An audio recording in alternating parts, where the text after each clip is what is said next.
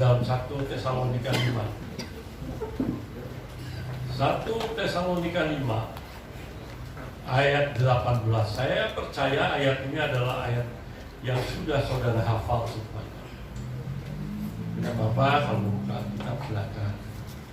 1 Tesalonika 5 ayat 18 kita akan baca bersama-sama. Ya, pada hitungan ketiga ya. 1, 2, 3. Demikian bunyi firman Tuhan. Mengucap syukurlah dalam segala hal, sebab itulah yang dikehendaki Allah di dalam Kristus Yesus bagi kamu. Amin. Saya ulangi sekali lagi, tolong Bapak Ibu Saudara simak dengan seksama.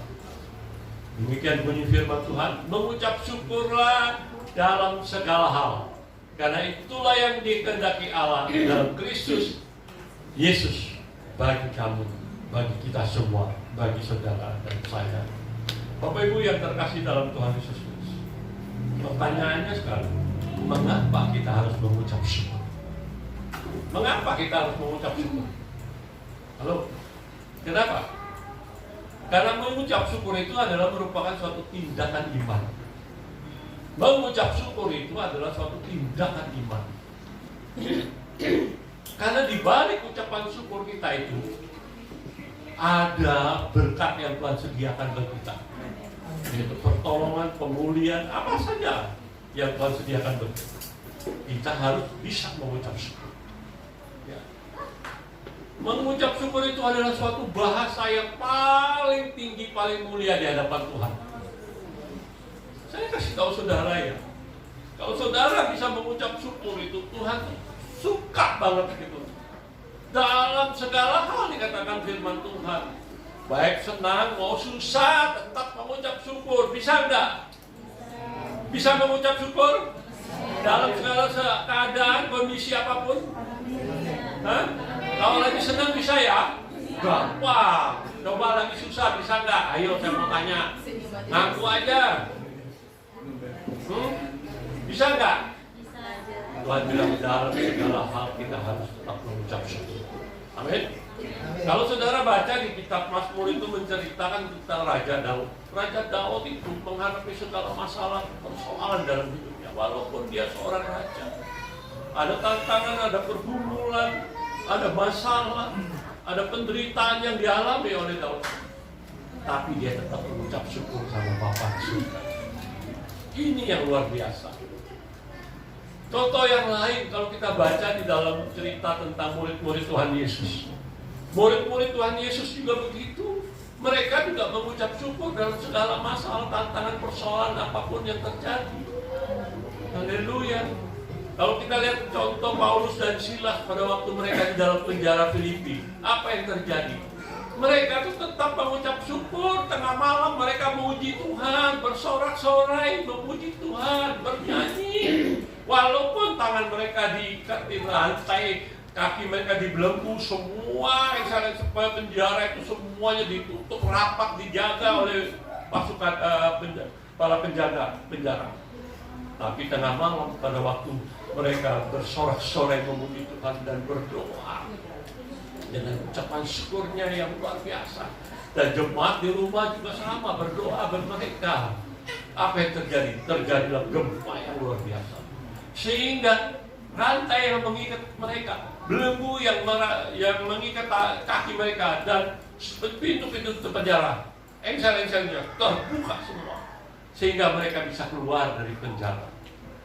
Tapi mereka nggak keluar. Mungkin tawanan yang lain keluar, saya nggak tahu. Nggak diceritakan di sini. Tetapi yang jelas mereka berdua tidak keluar dari penjara. Sehingga kepala penjara datang kepada mereka dan berkata, apa yang harus aku lakukan supaya aku selamat? Apa jawab daripada mereka? Mereka menjawab dalam firman Tuhan di dalam Kisah Rasul 16 ayat 13 itu dikatakan, percayalah kepada Tuhan Yesus Kristus, engkau akan selamat, engkau dan seisi rumahmu. Saya mau tanya kepada saudara sekarang. Ini firman Tuhan kan berkata, engkau akan selamat, engkau dan seisi rumahmu. Saya mau tanya, selamat dalam arti seperti apa? Jangan salah paham ya. Saya mau jelaskan sedikit saja. Ini menyinggung saya, terpintas saja sebentar gitu. Saya tidak ada khotbah saya mengenai ini, tapi saya ingin sampaikan sedikit mengenai selamat. Engkau dan isi rumahmu selamat. Selamat. Jadi kalau orang salah satu orang menerima Yesus Kristus menjadi Tuhan dan Juru Selamatnya secara pribadi, otomatis orang itu sudah diselamatkan. Tapi ingat saudara, selamat selama dia masih menjalankan kehidupan ini hari lepas hari, hidup takut Tuhan, dengar-dengaran akan Tuhan, melakukan firman Tuhan dengan setia, itu semua dia harus lakukan.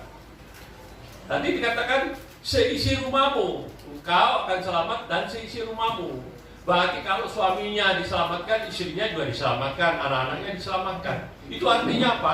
Selamat selama masih hidup dalam dunia ini. Bukan berarti masuk dalam surga. Oh enggak.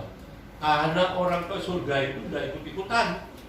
Enggak bisa satu pergi ke surga, berarti ikut miring. Kalau memang sungguh-sungguh mereka juga menerima Yesus Kristus menjadi Tuhan dan Juru Selamat yang secara pribadi, kemudian dibaptis dan melakukan firman Tuhan dengan setia, dia yang selamat masuk surga. Amin. Jadi bukan berarti otomatis nggak bisa begitu, gitu. Jadi harus sama masing-masing pribadi, karena keselamatan itu urusan pribadi masing-masing dengan Tuhan. Tidak ada ikut-ikutan sama orang lain. Mengerti ya? Jangan salah paham. Saya jelaskan di sini supaya saya sering dengar, wah enak banget gitu ya. Ya memang enak jadi anak Tuhan itu. Tapi mengenai keselamatan itu urusan pribadi masing-masing dengan Tuhan. Selama dia melakukan firman Tuhan dengan setia, maka saya yakin dan percaya sampai matinya dia tetap akan bersama-sama dengan Tuhan dan dia akan diangkat ke surga. Amin. Amin. Siapa yang mau setia sampai mati? Katakan amin. Amin. Nah itulah yang akan masuk surga. Amin. Ada orang yang bilang setia tapi tidak melakukan firman Tuhan. Hari ini ngomong setia, bahkan nangis-nangisan, didoain, nangis-nangisan, berpelukan, nangis-nangis. Besoknya beda lagi. Banyak orang-orang yang model begitu. Saya sampai bosan menghadapinya yang begitu-gitu. Bukan bosan dalam arti mendoakan mereka, enggak. Tapi intinya heran. Kenapa ya begitu? Tapi di sini nggak ada. Nggak ada yang ngaku. Mau setia? Amin. Mau setia? Amin. Saudara akan masuk surga. Amin. Haleluya begitu. Sekarang kita belajar apa sih dampak dari ucapan syukur itu. Nah ini penting bagi kita. Apa dampak ucapan syukur itu? Ini ada 4 hal yang akan saya sampaikan kepada saudara. Yang pertama, dampak yang pertama adalah kita semakin mengerti bahwa Tuhan itu tidak pernah berdiam diri. Kita semakin mengerti bahwa Tuhan itu tidak pernah berdiam diri. Amin. Dia nggak pernah berdiam diri. Dia selalu mengawasi kita, mengawasi anak-anaknya. Maka dalam Roma 8 ayat 28 firman Tuhan berkata, kita tahu sekarang Allah turut bekerja dalam segala sesuatu untuk mendatangkan kebaikan bagi mereka yang mengasihi Dia, yaitu bagi mereka yang terpanggil sesuai dengan rencana Allah. Tuhan turut bekerja sama, amin. Jadi tidak usah takut. Masalah apapun yang saudara hadapi saat-saat sekarang ini, tidak usah khawatir. Tuhan ada bersama-sama dengan kita. Dia bekerja sama dengan kita karena Dia Allah yang tidak pernah berdiam diri. Dia selalu mengawasi kita. Ini adalah biji matanya. Dia tahu satu persatu persoalan apa yang saudara hadapi saat-saat sekarang ini. Filipi 4 ayat 13 firman Tuhan berkata, segala perkara dapat kutanggung dari dalam Dia yang memberi kekuatan kepadaku. Tuhan beri kekuatan kepada kita. Yang tadi saya bilang, Dia tidak pernah berdiam diri. Kita selalu ada bersama-sama dengan Dia. Haleluya, puji Tuhan. Oleh karena itu, enggak perlu khawatir dalam hidup ini. Amin. Amin. Filipi 4 ayat 6 firman Tuhan berkata, Janganlah hendaknya kamu khawatir tentang apapun juga. Tetapi nyatakan dalam segala hal keinginanmu dalam doa dan permohonan dengan ucapan syukur. Gak usah takut, gak usah khawatir. Ada yang khawatir di sini? Ada yang khawatir? Oh diam. Ada yang khawatir? Di rumah beras sudah mulai habis? Hah? Kantong sudah mulai kering? Amin. Satu. Kalau pelayanan nggak boleh lihat kantong nggak ada tetap pelayanan. Jangan pikir ditaruh kalau nggak ada kantongnya kering nggak mau pelayanan. Pelayanannya apa namanya ya enggak gitu loh. Jangan. Tapi di sini nggak ada ya dan mulia, nggak ada. Sini mau setia semua. Amin. Terus walaupun kantong kering terus jalan. Amin. 1 Petrus 5 ayat 7 firman Tuhan berkata, serahkan segala kekhawatiranmu kepadanya, sebab Ia yang memelihara kamu. Tuhan pelihara hidup kita loh, amin. Senang banget deh, dipelihara Tuhan tuh paling enak deh. Pengen makan apa, mau bakut ada, apa ini kecap ada, mau makan rica babi ada, mau disediakan sama Tuhan. Aduh enak banget deh, aduh bener-bener deh. Saya kemarin habis diundang makan di salah satu tempat. Itu makanannya semuanya serba B2. Yang jualan yang restorannya itu orang Korea. Tapi yang makan banyak, saya bingung, nanti puasa loh. Lagi puasa yang makan banyak juga nih. B2, tapi pulangnya saya kelayang-kelayang. Sampai sekarang masih kelayang-kelayang saya. Dari tadi saya diem, dan kalau banyak bergerak kan apa? Kepala saya pusing gitu. Habis makan B2 kebanyakan. Panas lo bilang salah sendiri, gak undang saya. Ya panas lo ya, panas lo. Gembala kita, teman saya, sahabat yang terbaik, tidak baik tapi terbaik dia daripada yang lain. Itu maksud saya. Itu doyan banget namanya B2. Jadi kalau saudara masak B2, ya undang-undang lah beliau. Jangan makan sendiri. Saya karena makan sendiri bersama teman-teman rumah. Beda pun lu banyak kan pulang-pulang. Udah lama. Jadi kalau saya masak B2 itu gara-gara balang. Bukan doyan. Jadi saya maksa. Tapi hari ini nggak ada takut. Belum pesen. Saya paling senang ya maaf cerita makan nggak apa-apa ya. Biasa lah kayak kita ngomong sedikit lah. Yang nanya sama bakut itu kepah. Kalau saya itu selalu beli kepalanya. Saya nggak beli yang lain-lain, ya kepalanya yang saya beli. Satu kepala itu kira-kira 5 kilo. Murah, nggak mahal, 140.000. Tapi di situ tuh lengkap gitu. Kalau tulangnya kalau keangkat aja bisa artinya masih ada nempel-nempel dagingnya itu kira-kira 2 kilo. Jadi yang lainnya itu ada 3 kilo. 3 kilo itu ada sancan, ada daging, ada lidah, ada kuping, macam-macam di sini lengkap. Bisa masaknya macam-macam gitu. Enak deh pokoknya. Tapi kapan-kapan kalau saya masak di sini mau mesti berapa kepala ya? Panas kok. Biar semuanya ikut makan gitu loh. Saya rindu sih bikin di sini makan dan sepuasnya gitu. Berapa kepala ya? 4 kali ya? 5. Wah, 5 ya. Kali 140 Pak. Baru lumayan. Berarti kira-kira 600-700 ribu lumayan. Ya. Tapi Tuhan sediakan tuh. Amin. Nah, pasti. Mau makan kepala babi di sini? Mau dulu enak. Masakan saya mah udah pada doyan dah. Masakan doyan, yang lain doyan. Ya, Kepala babi sama ceker. sama apa? Ceker. Oh iya.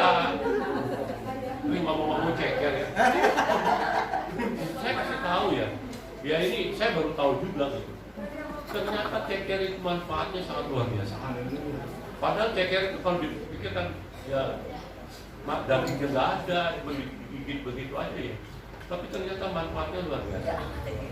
Manfaatnya yang paling satu. Yang ngomong itu Dokter loh, beberapa dokter bukan satu. Itu untuk kecantikan. Wow. Jadi muka kita itu akan bersih-bersih karena banyak ceker. Saya bilang, main apa ceker sama muka? Banyak makan ceker. Hanya jadi selimus. Ya kalau yang sudah jerawatan yang itu mah udah masa lalu. Isinya beda. Harus. Warna apa? Wajahnya tuh apa istilahnya tuh? Kalau kita secara rohani bilang penuh kemuliaan Allah ya. Tapi namanya apa? Ngejreng gitu istilahnya. Kalau orang dulu bilang silau men. Kira-kira gitu ya. Kalau Ya, sekarang tapi glow. saya semua ini berkat Tuhan semua. Kita ada sebagaimana adanya kan. Kok jadi menyinggung kemana-mana ya? Jadi kita dipelihara Tuhan. Firman Tuhan berkata di dalam Matius 6 ayat 25-26 ini ayat-ayat emas saya. Kesukaan saya ini ayat. Janganlah khawatir akan hidupmu, apa yang hendak kamu makan atau minum. Dan jangan pula khawatir akan tubuhmu, apa yang hendak kamu pakai. Bukankah hidup ini lebih penting daripada makanan dan tubuh ini lebih penting daripada pakaian?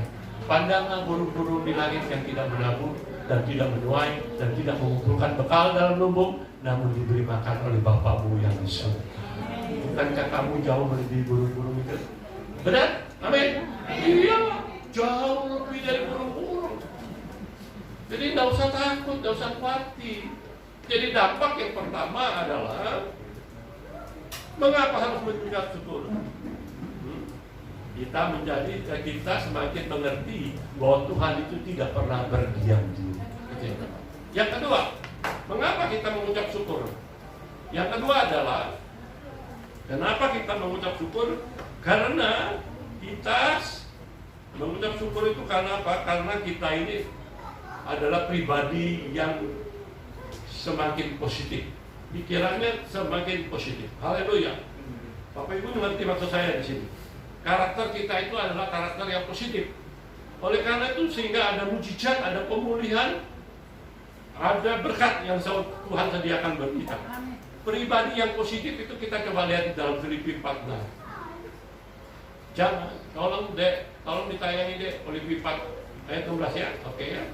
Jadi akhirnya Filipi 4. Filipi 4 ayat 8, sorry. Ya. Filipi 4 ayat 8. Jadi akhirnya saudara-saudara, semua yang benar, semua yang mulia, semua yang baik, yang adil, semua yang suci, semua yang manis, semua yang sedap didengar, semua yang disebut kebajikan dan patut dipuji, pikirkanlah semuanya. Amin. Pikirkanlah semuanya. Saudara harus punya pikiran yang positif. Karena apa? Dengan dampak dari ucapan syukur itu kita punya pikiran menjadi positif. Ya. Oleh karena itu Bapak Ibu yang ada di tempat ini, mari kalau orang yang berpikir positif itu harus selalu memperkatakan firman Tuhan. Perkatakan firman Tuhan. Jadi kalau saudara sedang apa saja dalam segala sesuatu apapun, perkatakan firman Tuhan. Makanya kata dalam Yosua 1 ayat 8 firman Tuhan berkata, janganlah kau lupa memperkatakan kitab Taurat ini, tapi renungkanlah itu siang dan malam supaya kau bertindak hati-hati sesuai dengan segala yang tertulis di dalamnya. Sebab dengan demikian perjalananmu akan berhasil dan engkau akan berhidup. Kalau kita ngomongnya perkatakan itu positif, berarti akan hasilnya positif. Sebaliknya kalau kita perkatakan yang negatif, itulah yang terjadi negatif. Oleh karena itu Bapak Ibu, hati-hati. Makanya dikatakan di dalam Amsal 18 ayat 21, hidup mati dikuasai lidah. Barang siapa yang suka menggemanya akan memakan buahnya. Jadi ingat, hati-hati, jangan sembarangan ngomong. Anak Tuhan itu harus bicaranya yang positif. Amin. Amin. Haleluya. Yang ketiga, dampak daripada ucapan syukur itu kita semakin menjadi pribadi yang beriman. Haleluya, puji Tuhan. Jangan suka bersungut-sungut. Masih ada yang suka bersungut di sini? Ada? Ada, ngaku-ngaku aja. Orang saya perhatikan kok masih ada yang bersungut-sungut. Menggerutu, tau nggak menggerutu? Ada. Kalau namanya pelayan Tuhan yang bersungut-sungut nggak banget kan? Tapi di sini nggak ada. Di sini baik-baik semua. Udah namanya pelayan Tuhan kok. Betul enggak? Amin. Betul? Amin. Ya harus begitu, jangan bersungut-sungut. Kadang-kadang bingung saya lihat orangnya, aduh, banyak yang model-model begitu. Dengar firman aja udah baru dengar berapa menit aja, nggak ada setengah jam aja udah mulai, udah begini-begini. Mikirnya kemana-mana gitu. Mau cepet-cepet, ngomongnya jangan lama-lama. Kalau yang serius beda, serius dengar. Sebalik kalau ngerti, gitu. Kalau yang pokoknya yang kalau yang dengar firman seperti gini-gini itu udah ketahuan. Saya dari bukan sini kan lihat apa model-modelnya kayak apa gitu. Saya sih bukan bodoh. Orang-orang yang model gitu mah saya kasih tahu. Saudara nggak akan diberkati oleh itu. Saudara nggak akan diberkati. Karena apa? Saudara dengar firman aja model begitu. Apalagi kalau dibilang suruh baca, suruh ibadah atau apa segala macam. Waduh, lebih parah lah. Yang serius dengan firman Tuhan itu. Ya nggak usah sampai begini, tak bah, nggak usah, nggak perlu, cuma ya santailah, tapi dengar, jangan. Mukanya cembetot lagi. Pulang lama-lama. Tapi di sini nggak ada. Amin. Bisa tahu kenapa saya ngomong karena ada. Kalau nggak ada. Ya. Bapak Ibu yang ada di tempat itu kembali, jangan bersungut-sungut, jauhlah hal itu.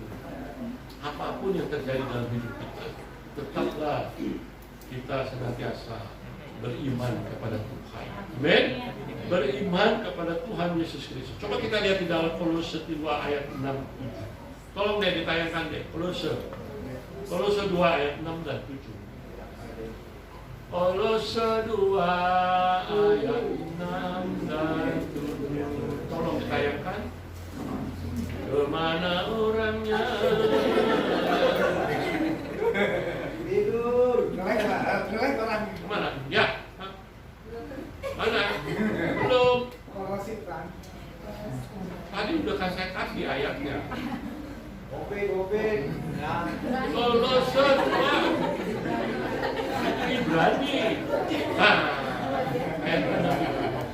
Kamu telah menerima Kristus Yesus Tuhan kita, karena itu hendaklah hidupmu tetap di dalam Tuhan. Amin. Ayat 7. Ayat 7. Ayat 7. Naikin sedikit ya, ketemu dia. Hendaklah kamu berakar dalam Dia dan dibangun di atas Dia. Hendaklah kamu bertambah teguh dalam iman yang telah diajarkan kepadamu, dan hendaklah hatimu melimpah dengan syukur. Haleluya.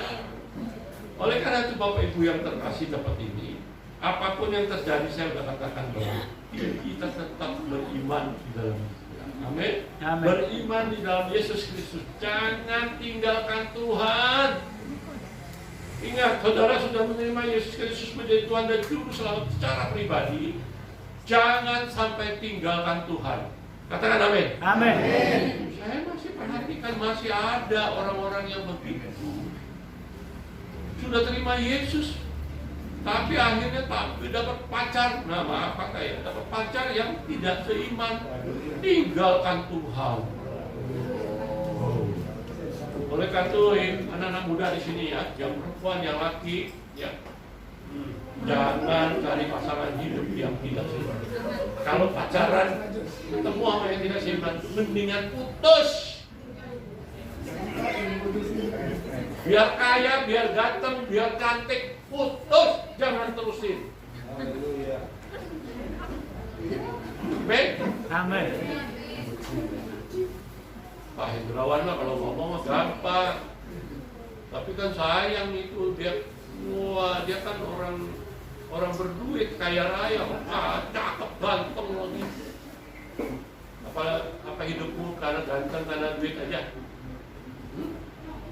Jadi mulai sekarang, apalagi orang tua yang ada di tempat ini juga ingatin anaknya kalau sudah pacaran sama orang yang tidak seiman, bilang putus dalam nama Yesus. Jangan diterusin. Cari yang seiman. Di sini kan banyak kan. Tuh, yang punya hujan ketemu sama yang garis-garis. Haleluya. Ini aja, cari aja pasangan yang begitu. Paling enak, paling gampang kok. Wah, cantik-cantik, ganteng-ganteng, wah, pemain musik lagi, wah,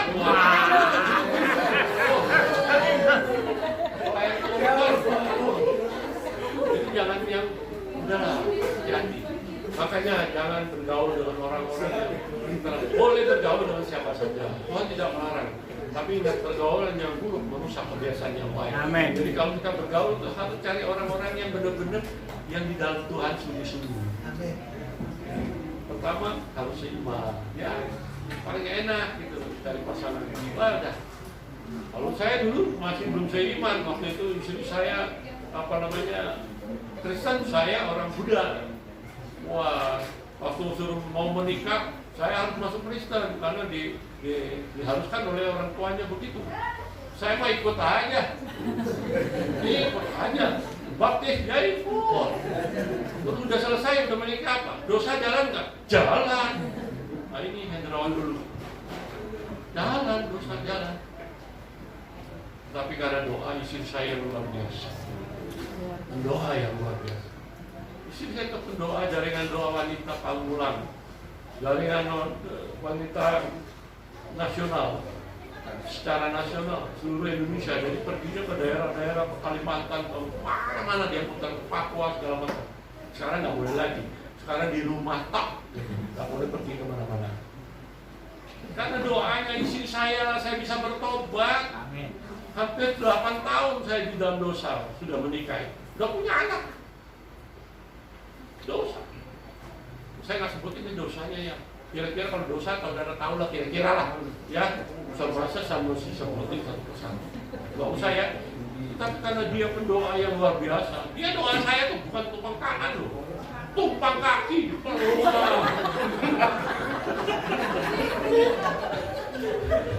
Maksudnya kalau tidur saya dipelukin saya gitu loh. Saya bisa bertobat karena doa Yesus. Oleh karena anak-anak muda di sini, hargai, hormati orang tua kalian. Mereka adalah pendoa syafaat dalam kehidupan saudara. Jangan main-main. Doa orang benar itu dengan yakin doakan sangat besar kuasanya. Kalau orang tua kita itu sudah sungguh dalam Tuhan, berdoa itu dahsyat. Amin. Jadi orang tua jangan lupa doain anak-anaknya. Amin. Amin. Dan biarkan anakku berjalan sendiri. Tuntun dia, pimpin dia, supaya dia tidak salah jalan. Bapak Ibu yang terkasih, oleh karena itu jangan tinggalkan Tuhan. Hendaklah hatimu melimpah dengan syukur, dikatakan ayat terakhir kan. Hendaklah hatimu melimpah dengan syukur.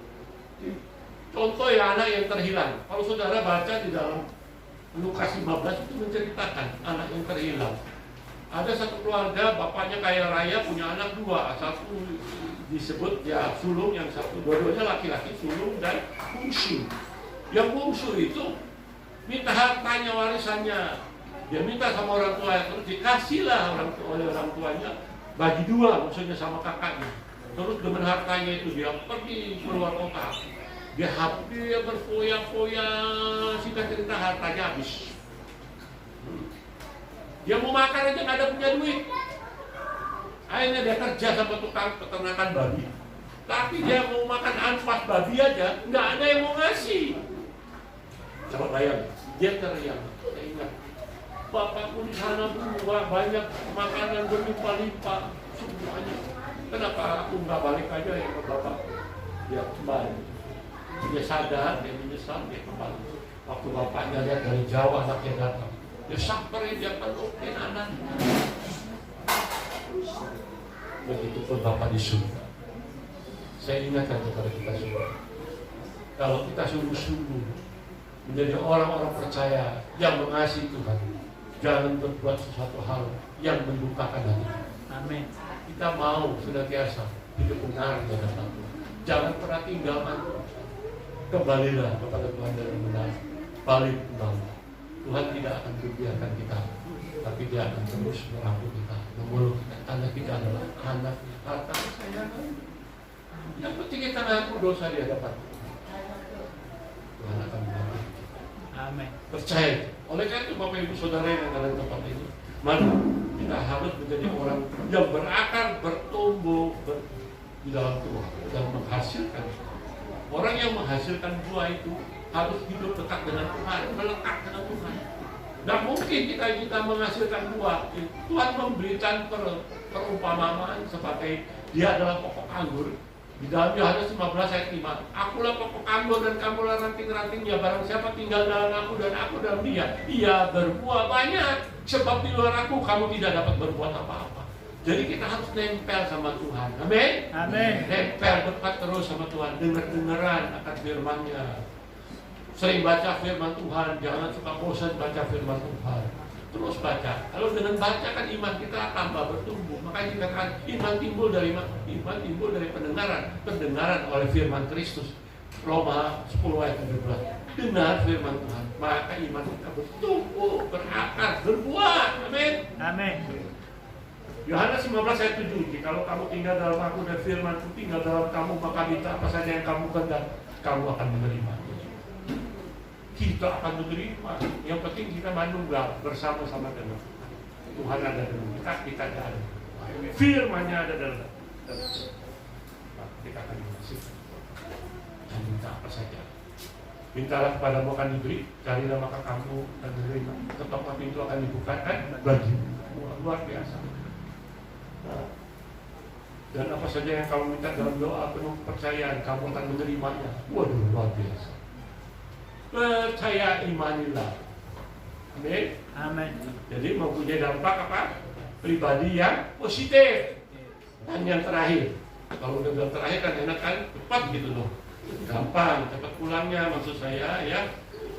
Kita lihat di dalam yang terakhir, kita semakin menjadi pribadi yang ucapannya akan selalu memberkati orang lain. Yang pertama apa tadi? Yang pertama apa? Tuhan tidak pernah berdiam diri. Tuhan tidak pernah berdiam diri. Kita semakin mengerti bahwa Tuhan itu tidak pernah berdiam diri. Itu yang pertama. Yang kedua, kita Pribadi yang positif. semakin menjadi pribadi yang positif. Yang ketiga, kita semakin menjadi pribadi yang beriman. Kita semakin menjadi pribadi yang ucapannya akan selalu memberkati orang lain. Kalau kita memberkati orang lain, sebelumnya Tuhan sudah memberkati kita. Contoh misalkan ember diisi dengan air penuh sampai meluber belah belakang. Ember ini adalah kita. Air itu adalah berkat dari Tuhan. Penuh. Kita terima dulu berkatnya. Terus meluber itu akan memberkati orang yang ada di sekitar. Jadi Bapak Ibu Saudara, ingat perkataan kita itu harus memberkati orang lain. Jangan perkataan kita itu kadang-kadang membuat orang itu jauh dari Tuhan. Katanya anak Tuhan, pergi ke gereja, sebelum pergi berantem dulu ribut suami istri. Suaminya sudah naik motor, setelah mau jalan istrinya belum keluar, ternyata dia masih berjalan. Mana sih? Oh, benar masih begitu. Masih begitu. Sudah jalan, maksudnya pergi ke gereja. Sampai gereja, dengar firman Tuhan, duduk tuh. Kalau duduk itu mesti suami istri itu maaf ya, harus berduaan, dempet-dempetan. Ada yang bisa? Ada. Harus dempet, apa yang bisa? Saya heran gitu. Bisa, suami di mana, istri di mana gitu. Dempet lah. Tapi kalau yang dempet juga ada jeleknya juga. Kadang-kadang kalau lagi tuh suami kalau firmannya tuh ngomongnya misalkan terjadilah dalam kehidupan suaminya, isinya langsung tuh Ini tuh, tadi tuh, belum. Orang ribut, sampai di jalan juga ribut. Jalannya ke sana, satu ke sana, satu ke situ. Tapi di sini nggak ada. Tapi kalau bisa ada, duduknya bisa ada. Saya tahu orangnya. Jadi nggak boleh bisa lagi ya, mulai minggu depan. Dia duduknya bisa-bisa nggak boleh lagi. Dilarang. Nanti di tengah-tengah ada wewe gombel, tahu? Hati-hati. Haleluya, puji Tuhan. Oleh karena itu Bapak Ibu Saudara yang terkasih dalam Tuhan Yesus Kristus, tadi saya katakan kita itu seperti air ember yang diisi air, kita diberkati. Coba di dalam Ibrani 13 tolong. Nah, udah ada. Puji Tuhan. Belum saya ngomong udah ditayangin. Wah, begitu dong. Aduh, tadi diminta-minta nggak ditayangin. Nah, sebab itu marilah kita oleh Dia senantiasa mempersembahkan korban syukur kepada Allah, yaitu ucapan bibir yang memuliakan nama-Nya. Mari senantiasa kita mengucap syukur di hadapan Tuhan. Ya, seperti apa yang dilakukan waktu Yesus memberi makan 5.000 orang, tidak termasuk perempuan dan anak-anak. Apa yang dilakukan Yesus? Kalau saudara baca di dalam Matius 14 kan ada, itu menceritakan tentang Tuhan memberi makan kepada 5.000 orang. Ayat 19 kan dikatakan mengucap apa? Berkat. Artinya aja, mengucap syukur. Gitu. Mengucap syukur, maka semuanya itu Tuhan sediakan. Oleh karena itu, marilah kita harus menjadi orang Kristen yang senantiasa penuh dengan ucapan syukur. Kalau kita sudah diberkati Tuhan, maka kita harus menjadi berkat buat orang lain. Amin. Berkat itu jangan dipakai untuk sendiri, bagi orang lain juga, gitu. Ya, benar ya Surya? Orangnya duduk terus, dia mengerti. Tapi kalau saya minta dia berterima kasih. Enggak, bercanda. Ya. Jadi intinya kita harus memberkati orang lain. Berkat itu jangan kita simpan begitu aja. Kita pergunakan untuk kemuliaan Tuhan. Berkat itu harus disalurkan. Oleh karena itu Bapak Ibu, kita harus menikmati berkat itu. Ada orang yang terima berkat tidak bisa nikmati. Ada. Dia dulu banyak duitnya, kaya raya, kerja pagi sampai malam, pulang malam baru pulang. Sampai di rumah pembantunya lagi nonton TV. Tuhan pulang ya, Tuhan udah mandi, udah makan belum, gitu ya. Yang menikmati berkat itu pembantunya, dia pulang capek, langsung tidur. Kaya duitnya banyak, masuk rumah sakit, kakinya dia angkat tinggi-tinggi. Aduh, benar-benar. Kita harus nikmati berkat itu, amin. Amin. Jangan lupa juga harus memberkati orang lain, amin. Dan menjaga berkat itu dengan baik, jangan dihambur-hambur, amin. Amin. Khususnya untuk gereja kita ini, pembangunannya tersentak-sentak. Kenapa? Berkatnya belum datang. Jangan cari dari luar, cari dari dalam dulu. Ini kan rumah kita, betul dong? Rumah kita kan. Mau nggak mulai sekarang tiap kali ada gajiannya 10%-nya dibuat gereja? Mau nggak? Diam. Kok sepi ya? Sepertinya nggak ada orang ya.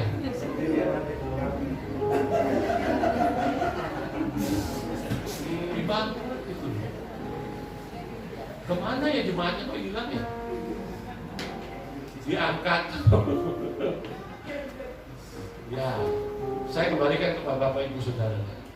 Nanti saya terusin nanti pada ngambek sama saya. Karena itu semua kan bukan berarti ini kan semua ini tempat kita. Rumah Tuhan ini rumah kita, bukan rumahnya Pak Gembala. Kalau masih jadi gembala di tempat ini, siapa tahu setahun 2 tahun lagi gembalanya di mana kita nggak ngerti. Mau dipindahkan ke daerah mana, Papua sana, kita nggak tahu. Ya toh, jadi rumah siapa? Ya nanti ada lagi yang mengembalakan di sini. Tapi sebenarnya rumah ini rumah kita semua. Amin. Amin. Karena rumah kita untuk beribadah. Jadi berkat itu jangan sampai disuruh. Oleh karena itu Bapak Ibu Saudara yang terkasih dalam Tuhan, Jadi kesimpulannya, jadikan ucapan syukur menjadi gaya hidup kita sebagai orang percaya. Yang mau melakukan itu katakan sama-sama. Amin. Mari kita bangkit.